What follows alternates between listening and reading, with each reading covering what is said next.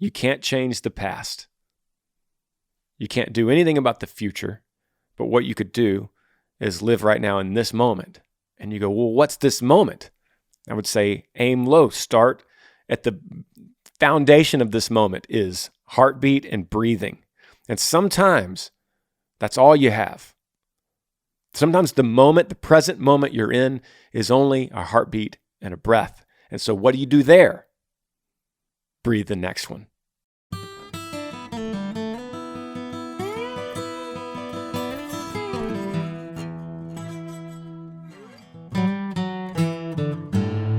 Hey guys, welcome to the Granger Smith Podcast. Thank you for coming from wherever you figured out that we had a podcast. Thank you for being here. We do this every single Monday.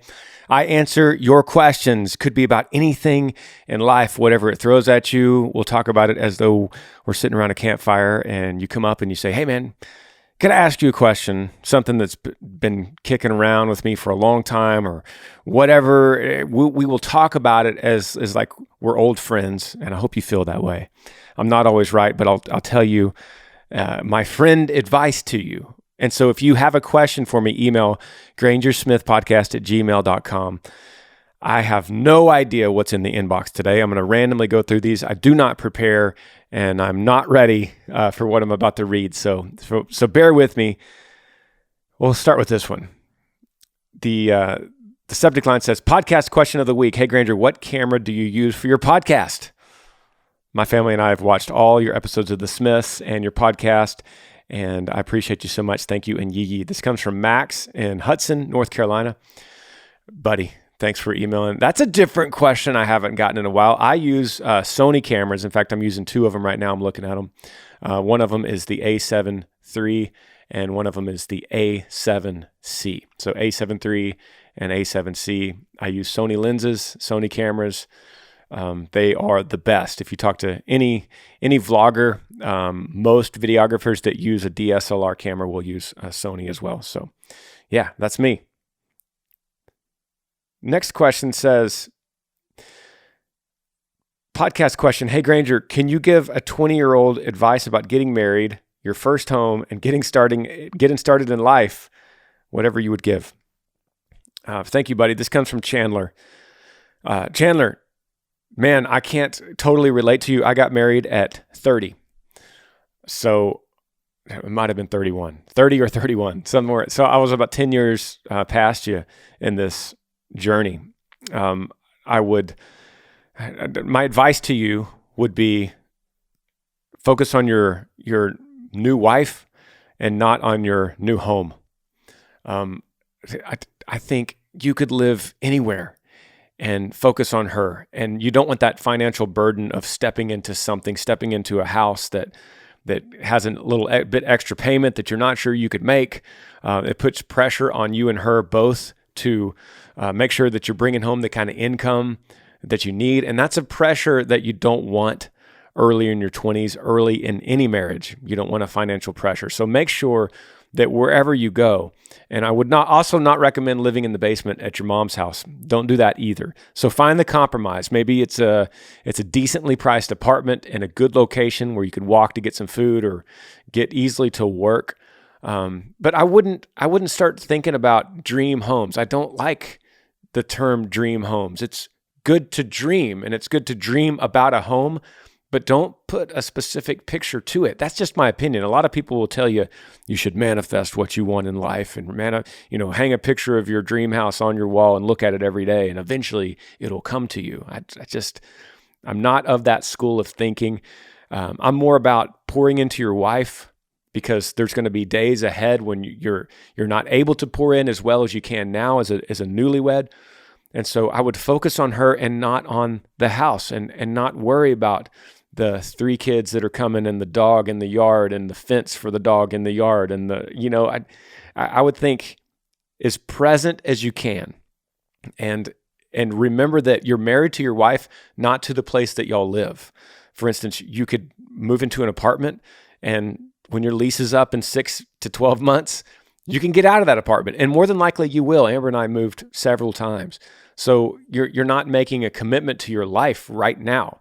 Eventually, the kids are here, you're 10 years down the road, you're going to start thinking more long-term, and you're going to think about the schools and the high school that they're going to go to and the education that they're going to get and the friends that are around them in the neighborhood. But right now, they're not here. So you're as present as possible, and you pick the place that takes the least financial burden, but still is nice and safe for your small family. Focus on her. I think that the question could end there. But thank you, brother. Flipping around here, no idea what's coming up. The subject line says, trying to move on. Hey, Granger Smith, I just started listening to your podcast, but I've been a long-time fan. I'm 25 years old. I lost my dad a little over 3 years ago, and I've been struggling with this loss greatly since then. But about 2 months ago, I dealt with another thing, a big heartbreak. We met after I lost my dad and dated for about 1.5 years, and we talked about marriage and a future together. We began to grow apart after I lost my job to COVID. I'm struggling with what now feels like another big loss because we were best friends. It seems so easy for him to move on, but for me, I don't know how to move on. I'm hoping you could give me some guidance from you and maybe finding my way back to God after these losses. Thanks so much, Marissa. Marissa, you got a lot going on at 25. You're dealing with grief, you're dealing with heartbreak, and you're dealing with the loss of a job to COVID. That's the trifecta. And you're right in the middle of it. So first of all, I just want to acknowledge the pain that you're having, the struggle you're having is real, and it's okay. So whatever you're feeling right now is okay to feel that way. You're not abnormal to think this. You're not abnormal to think because of 3 years that you should be good past your dad. You're not abnormal to think that after 2 months of a heartbreak, you should be good. Same thing with losing a job to COVID. That's another loss, and grief and heartbreak are close brothers. And you have a little bit of both of those with losing your job. So don't minimize any of this, but do realize it's a season, and this whole season will pass. And anytime we go through these hard seasons, we realize that we're getting better because of the season. We come out the other side better because of it. And I use this analogy all the time, but if you think about football, you think about a team that wins the Super Bowl and they hold up the trophy at the end, and some of the guys are crying when they're holding up the trophy. And you think, why are these grown men crying over a stupid trophy? Well, it's not because of the trophy, and it's really not because of the win either. They're crying because of the struggle that they overcame, the adversity that they got past to get to this moment, to the victory moment. That's what makes any victory sweeter, is because of the struggle. We are always better because of the struggle. And you will be better because of this struggle. You will learn, you will overcome, you will endure this hardship and this adversity because, how do I know that? Because that's what humans do. We have a history of doing this, going through the darkest times and piecing things back together, one puzzle piece at a time. And we rebuild stronger. That's hard to hear right now. You hear that and you go, great, those are great words, but I'm in the valley. I can't see the peak right now. Well, life is never only in the valley or only on the peak. Most of it is in the trees right in between. And we just need to keep our eyes up, moving forward. That's what we do. So if you have that kind of mentality, like, man, I'm in pain today. I'm really sad today. I'm really grieving today. I'm really insecure today. Then no, that's just today. You got to know this is the moment I'm in, but tomorrow the sun's going to come up and I'm going to have new opportunities, and I'm going to be able to use what happened to me for my advantage. Say you're interviewing for a job and the boss is saying, tell me about your life. What he's getting at is, what he wants to know really through that question is, what struggles have you gone through that you overcame? Because that's what I want for this company. The answer is that he doesn't want to hear is, man, everything in my life just falls into place. Everything's been good. I mean, everything I've ever done just works out and I just keep growing. No one really wants to hear that story. No one writes a book like that. No one makes a movie like that. People want to hear that you struggled, you had adversity, you overcame, and you became better because of it. That's what the world wants to hear, because that's the human story. So you're making yours right now. You're in this story. You're in your future story that you will tell one day. And somebody goes, hey, Marissa, I'm having problems. And you can go, let me hear them. Let me see if I could help work through these problems with you. And they're going to say, Marissa, but do you even know what I'm going through? And you go, let me tell you about 2020 when I lost my job. I lost a close relationship and I lost my dad, all within a 4-year period. And let me tell you that I'm not the woman I am today without those hardships. Think of yourself in that situation. Now, to dig a little bit deeper in the heartbreak, this heartbreak is tougher for you because you bonded after you lost your dad. This guy, whoever he was, he helped you understand all these crazy thoughts and feelings and grief that you had. He helped walk through that and decompress it with you. So when you lost him, you lost a piece of your dad again. So that's why this heartbreak's a little bit tougher. And knowing that helps you understand it more. So when you're laying there late at night and you go, I miss him. I miss my boyfriend. I miss him. And then the other side of your brain goes, let me tell you a little bit more about why you do. And that's the voice of reason that you can go, I understand why I miss him. It's not just random. It's not just a piece of pain that's different than anything else I've ever gone through. It makes sense. It matters, okay? I wish you the best. Thank you for emailing.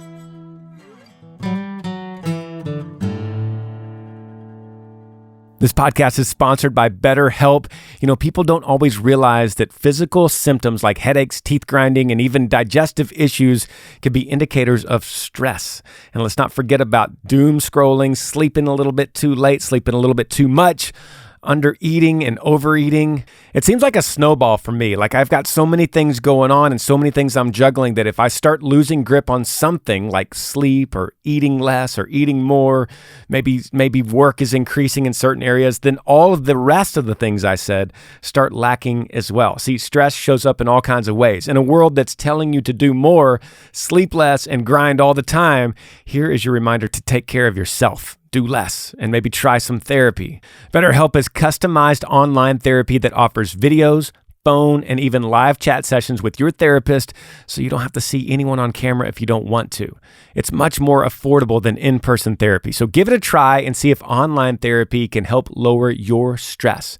Granger Smith Podcast listeners get 10% off their first month at betterhelp.com/Granger. That's BetterHelp, BetterHelp.com/Granger. Subject line says, help. Hey, Granger, I messaged you on Instagram, but I know you got a lot. I know that was a long shot, and I thought I would have a better chance sending you this email. I lost my sweet baby boy, Lane Evans Wallace, on Friday. He just turned 4 months old. I want to give up, but I know that he wouldn't want that. I know he's in a better place, but I still don't know how to move forward. He was my world. I know you've been through this, and I know it doesn't get any harder than this, but I just need to know, when will it ever get easier, and when will I be okay again? Question comes from Billy Wallace. Billy, I'm so sorry, brother.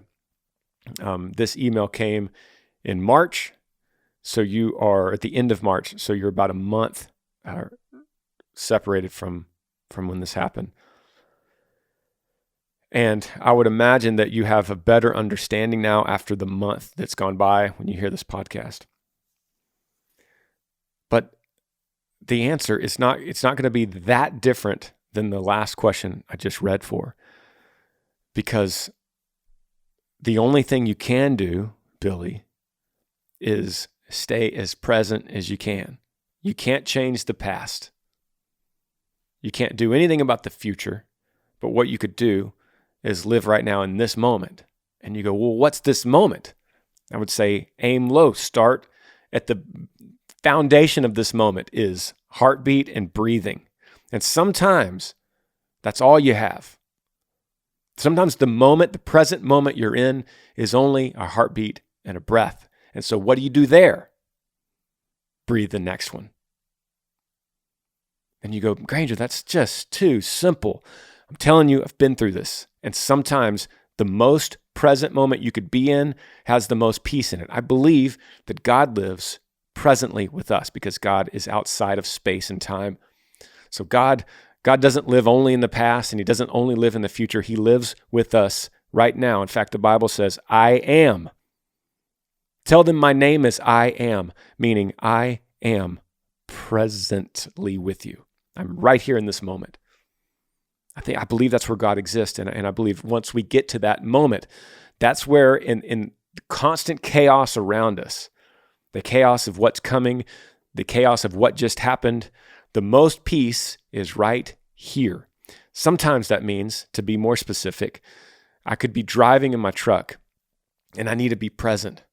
So I want to feel the steering wheel in my hands.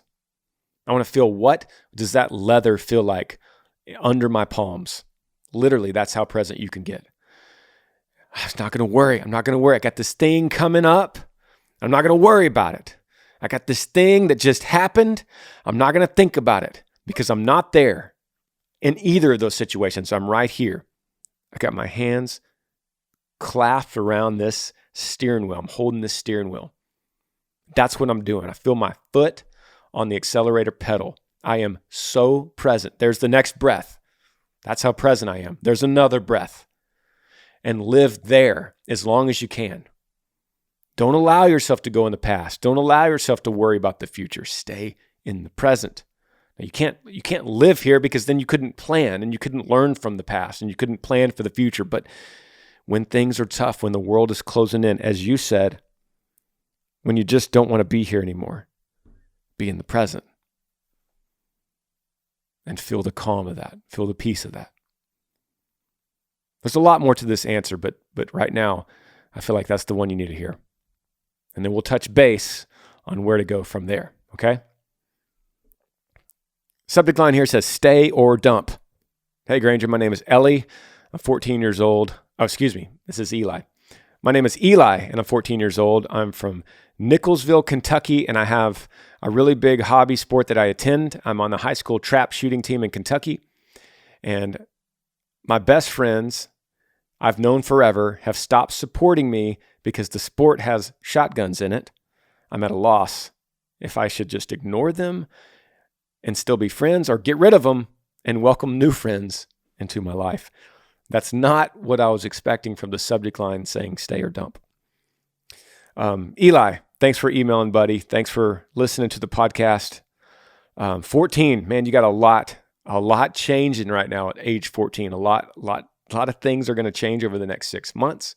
A lot of things are going to change in 2 years when you're 16. A whole lot's going to change by the time you turn 18 and you're 14. You're 14 now, and by the time you turn 18. So this shotgun thing, that's so interesting to me. I think I would lead with this, Eli. I would lead by the friends that you've known for a long time.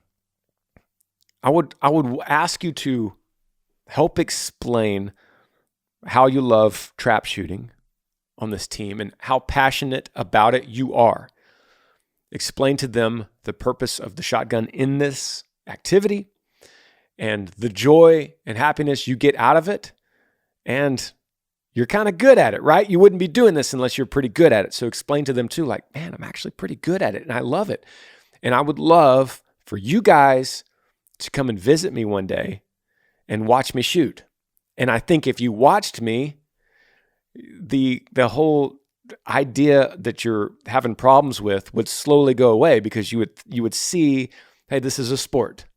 And you guys are my friends. I love you guys, man. I love hanging out with you. You guys have been there for me. I've been there for you. I feel a bond with you guys.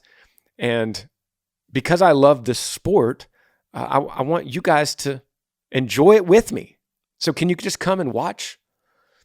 Now, Eli, if those guys say, absolutely not, you do that, we're not friends. Okay, good. Well, there's your answer, you know? It's like, really? Like, I love this, and there's nothing technically wrong with it, and this is a passion of mine. If you don't, then maybe we're growing apart as friends, which happens at 14. Like, maybe we're not as close as I thought we were. Maybe Our ideas are not as aligned as I thought they were. So at that point, guess where you're going to find friends? At trap shooting. That's pretty easy. You're going to see guys out there that love what you love. And you're going to say, hey, I'm Eli. You love this? And they're going to go, yeah, I love it. You go, we should do this more often. We should go and grab some pizza tonight. Yeah, I'd love pizza. Let's do it. Let's grab a movie. Boom, you got new friends. And slowly, day by day, those will become good friends.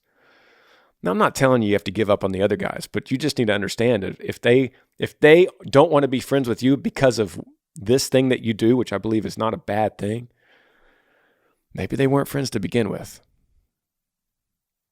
Something to think about. Thanks for joining me on the Granger Smith Podcast. I appreciate all of you guys. You could help me out by rating this podcast on iTunes.